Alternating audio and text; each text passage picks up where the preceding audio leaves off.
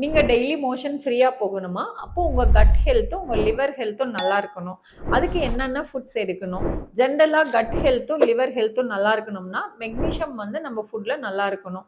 Magnesium rich foods என்னன்னு நான் சொல்றேன் வாங்க. Number 1 watermelon. After work out நீங்க வாட்டர்மெலன் எடுத்துக்கிறதுனால, உங்களோட வாட்டர் கன்டென்ட்டும், உங்களுக்கு தேவையான மெக்னீசியமும் அது கிடைக்கிறப்போ, உங்க கட் ஹெல்த்த அது நல்லா பாதுகாத்துக்கும். Number 2 avocado.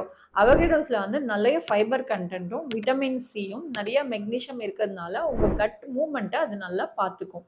நம்பர் 3 பெர்ரீஸ். இது ரொம்ப டைனியா நேச்சுரல் ஸ்வீட்னர் கொண்ட ஒரு ஃப்ரூட்.